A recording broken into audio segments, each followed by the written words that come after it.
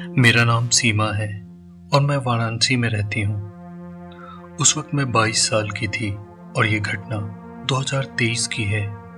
सर्दियों की सी एक सुबह थी। ठंडी हवा कमरे में हल्की हल्की घुस रही थी। मैं अपने कमरे में रजाई में दुबकी पड़ी थी, आधी नींद में, और आदतन मोबाइल पर स्क्रॉल कर रही थी। सुबह के करीब 6 बज रहे थे। एक आंख से फोन देख रही थी और दूसरी आंख मानो बंद कर रखी थी। अचानक सोचा कि अब थोड़ा और सो लूं, तो मोबाइल तकिए के नीचे रखा और आंखें बंद कर ली। कमरे की छत की ओर मुंह था और आंखें बंद होने के बावजूद मुझे छत साफ साफ दिख रही थी। उस वक्त तक यही सोच रही थी कि शायद सपना देख रही हूं, लेकिन ये कोई सपना नहीं था। आंखें पूरी तरह मेरी बंद थीं, पर छत मुझे दिख रही थी, वो भी वैसी की वैसी, असल में जैसी थी। मैं घबरा गई। तभी आंखों के कोने से देखा कि एक आदमी खड़ा है, लेकिन ये कोई सामान्य आदमी नहीं था। उसका आधा शरीर इंसान का था और बाकी का हिस्सा सफेद धुएं से बना था। ऐसा लग रहा था जैसे किसी ने उसे बीच से फाड़ दिया हो।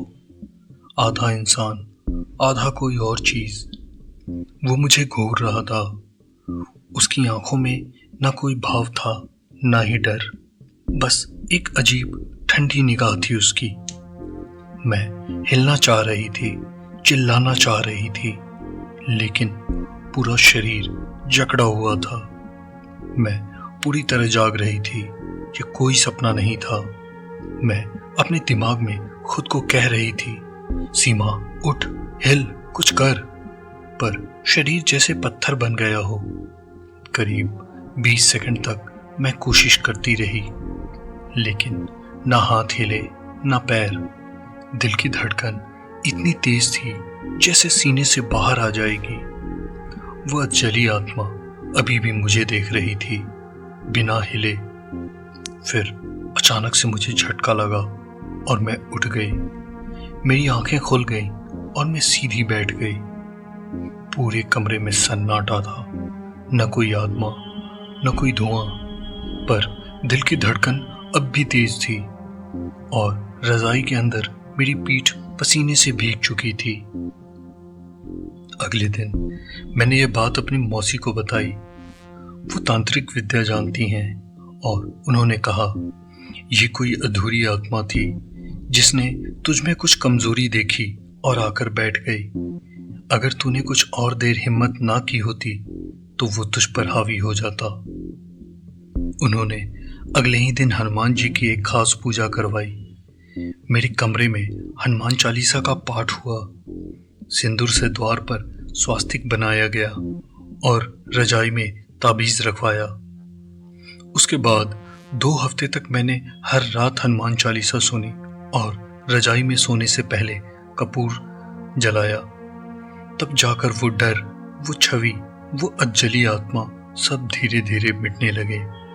अब जब भी सुबह सुबह आंख खुले, मैं पहले ओम हनुमंते नमः बोलती हूँ और तब फोन उठाती हूँ। अगली कहानी। मेरा नाम रवि है और मैं पुणे के पास एक छोटे शहर लोनावला में रहता हूँ। मेरी उम्र 27 साल है। ये सब कुछ 2022 के अक्टूबर महीने में शुरू हुआ था।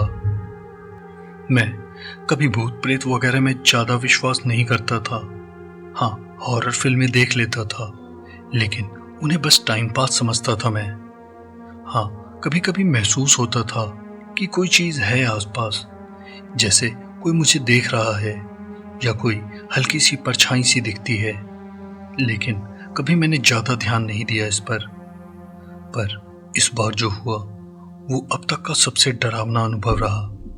करीब 2 महीने पहले मुझे अपने कमरे में अजीब सी बेचैनी महसूस होने लगी।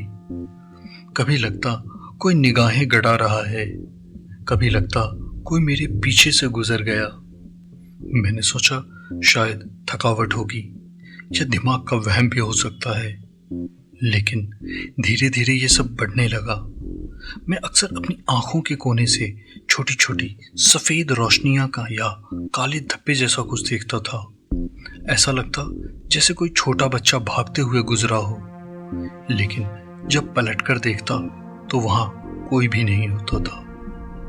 एक बार तो साफ साफ देखा कि मेरे सामने से धुआं सा गुजरा, और अजीब बात यह थी, उस वक्त कमरा बंद था, पंखा भी बंद, कोई खिड़की भी नहीं खुली थी। रातों को नींद भी अब टूटने लगी थी। जब भी ये चीजें होती मुझे अजीब सी ठंड लगने लगती, जबकि कमरा गर्म होता था। गर्मियों में भी ऐसा ही हुआ। मैंने तापमान मापा, कमरे में 27 डिग्री था, लेकिन शरीर में झुरझुरी सी होने लगती थी। कभी कभी लगता जैसे कोई मेरे बहुत पास आकर खड़ा हो गया हो। एक बार तो लगा जैसे किसी ने हल्के से मेरा कंधा छुआ हो। उस दिन मैं बहुत बुरी तरह से डर गया था। मैंने ये सारी बातें अपनी माँ से छुपाई थी, लेकिन फिर एक दिन उन्होंने खुद पूछा, बेटा तेरा चेहरा बहुत उतरा हुआ लगता है, सब ठीक है? मैंने सब कुछ बता दिया। उन्होंने एक ही बात कही, ये किसी नकारात्मक ऊर्जा का असर है। उन्होंने हमें जानने वाले एक मौलवी साहब को बुलाया। वो बहुत बुजुर्ग थे, लेकिन तजुर्बेकार। उन्होंने आते ही कहा, इसी घर में किसी की छाया है, कोई आत्मा है जो अब तक यहाँ से नहीं जा सकी है और यहीं फंस गई है। उन्होंने घर की सफाई करवाई, कुछ आयतें भी पढ़ी और एक खास धूप जलाई जिसकी महक बहुत अलग थी, तीखी पर शुद्ध। उन्होंने मेरे कमरे के कोने में एक नीला धागा लटका दिया और कहा, इसे किसी भी हालत में मत हटाना। अगर सपना भी अजीब आए तो यह धागा ही तेरी हिफाजत करेगा। उस रात के बाद से अजीब हरकतें धीरे धीरे कम होने लगी। वो परछाइयाँ, वो ठंड से झुरझुरी, सब कुछ लगभग गायब हो गया। अब एक अजीब सी शांति महसूस होती है मेरे कमरे में। मौलवी साहब ने जाते जाते सिर्फ एक बात कही, कभी कभी आत्माएं खुद नहीं आती, हम ही इतने खोखले हो जाते हैं कि वो हमें घर बना लेती हैं। अपने दिल और घर दोनों को मजबूत रखना बेटा। अब मैं हर शुक्रवार को मोमबत्ती जलाकर सूरा यासीन पढ़ता हूँ। माँ ने कहा यह सुरक्षात्मक असर देती है, और सच कहूँ तब से कोई परछाई वापस नहीं आई। अगली कहानी। मेरा नाम करण है। मैं झारखंड के धनबाद का रहने वाला हूँ। मेरी उम्र अभी 30 साल है और मैं एक फ्रीलांस टेक्निकल कंसल्टेंट हूँ। खासकर निगरानी सिस्टम और सिक्योरिटी फीड्स के प्रोजेक्ट्स पर काम करता हूँ। ये कहानी 2021 की है, जब मुझे एक प्राइवेट रक्षा ठेकेदार की तरफ से एक कॉन्ट्रैक्ट मिला। काम था गोपनीय रिसर्च सेंटर की सिक्योरिटी फीड्स मॉनिटर करना। हफ्ते के रुपए 3 लाख मिलने थे मुझे। बात सुनकर मैं चौंक गया। इतनी बड़ी रकम और सिर्फ कैमरा मॉनिटरिंग, लगा कि ये कुछ ज़्यादा ही अच्छा ऑफर है। लेकिन लालच, पेशेवर चुप्पी और एडवेंचर का कीड़ा, तीनों ने मिलकर मुझे से हामी भरवा दी। मुझे एक हेलीकॉप्टर से उस रिसर्च सेंटर में भेजा गया जो बंगाल की खाड़ी के बीच एक छोटे से द्वीप पर बना था। कोई आम द्वीप नहीं, ना वहाँ कोई गांव, ना मछुआरे, ना पर्यटक, बस एक साइलेंट वीरान जमीन का टुकड़ा और उस पर खड़े कुछ सर्द बेरंग सीमेंट के कमरे। हेलीकॉप्टर में ना कोई बातचीत हुई, ना कोई इधर उधर की बात, बस 45 मिनट की उड़ान और लैंडिंग। वहां पहुंचने पर वहां एक आदमी खड़ा था, काले कोट में। उसने मुझसे हाथ तक नहीं मिलाया, बस एक क्लिपबोर्ड थमाया। उस पर कुछ पासवर्ड्स थे। उसने कहा, बस कैमरा देखो, कुछ और मत पूछो, और वो चला गया। फिर कभी नहीं दिखा वो। सेंटर में कुल 78 कैमरा फीड्स थीं। दीवारों, लैब्स, फेंसिंग, सर्वर रूम पर ज्यादातर कैमरों में कुछ खास नहीं होता। कभी हवा से पेड़ हिलते दिखते, कभी पंखे घूमते। मैंने एक बार पूछने की हिम्मत की, स्टाफ कहाँ है, कोई दिखता क्यों नहीं।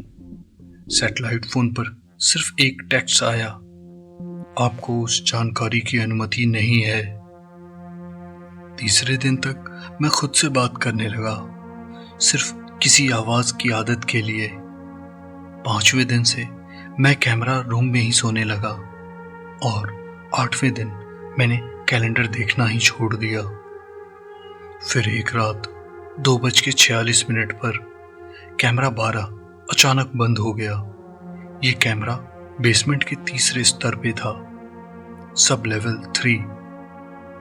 पहले भी फीड्स में कभी कभी झटका आता था, सोचा कुछ वायरिंग गड़बड़ी होगी, लेकिन जब ब्रेकर बॉक्स चेक किया तो कुछ गड़बड़ थी।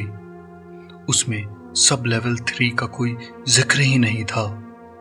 डायग्राम पर तो सिर्फ 2 फ्लोर थे, ग्राउंड और सब लेवल 1, तो फिर ये सब लेवल 3 कहां से आया। लेकिन कैमरा 12 तो हफ्तों से फीड दे रहा था।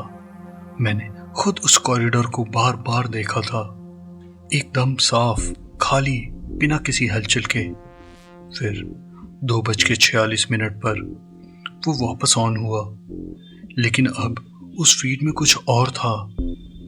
कॉरिडोर की लाइट अब मध्यम थी, दीवारों पर अजीब से धब्बे थे, सूखे खून जैसे।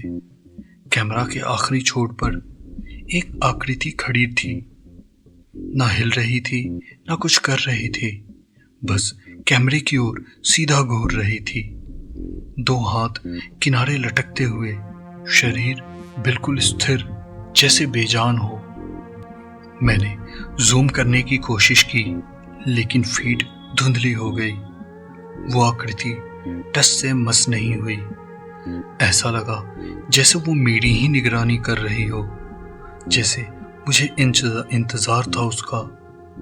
मैंने तुरंत इमरजेंसी नंबर डायल किया। घंटी बजती रही और फिर पूरे सिस्टम ने रिबूट करना शुरू कर दिया। 78 में से एक भी कैमरा काम नहीं कर रहा था, सब फ्लीड्स ब्लैक हो गए। जब सिस्टम वापस आया, कैमरा 12 गायब था। हाँ, उस पूरे सिस्टम में ऐसा हटा दिया गया था जैसे वो कभी था ही नहीं। कोई फाइल, कोई रिकॉर्ड, कुछ नहीं। अगली सुबह मैंने जगह छोड़ने की कोशिश की। हेलीपैड वहीं था, लेकिन रेडियो सिग्नल गायब। सैटेलाइट फोन पर सिर्फ नो लिंक लिखा आ रहा था। बैकअप जनरेटर चल रहा था, सारी लाइट्स ऑन थीं, लेकिन मैं तो अकेला था। खाना पीना अगले 2 महीनों के लिए पैक था, लेकिन दूसरे महीने और तीसरे महीने वाले क्रेट पहले से खुले हुए और खाली थे। तभी मुझे एहसास हुआ, शायद मेरा काम किसी चीज को निगरानी करना नहीं था, बल्कि मैं खुद ही एक टेस्ट सब्जेक्ट था।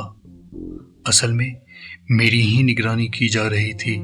शायद किसी प्रकार का एक्सपेरिमेंट हो सकता था ये। अब दीवारों से अजीब सी गूंज आने लगी थी, मशीन जैसी आवाजें, किसी लोरी की तरह, लेकिन भयानक।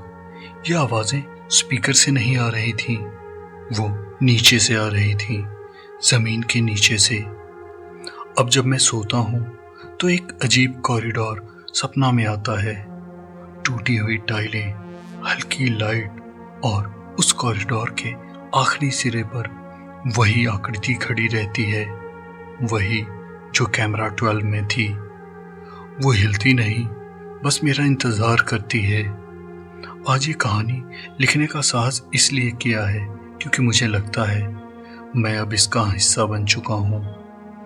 अगर ये मैसेज किसी तरह बाहर पहुंच भी गया हो, कृपया जवाब मत देना, और हाँ, आप यहाँ मत आना, क्योंकि अगली बार जो व्यक्ति यहाँ आएगा शायद उसे मेरा कैमरा मॉनिटर करना होगा।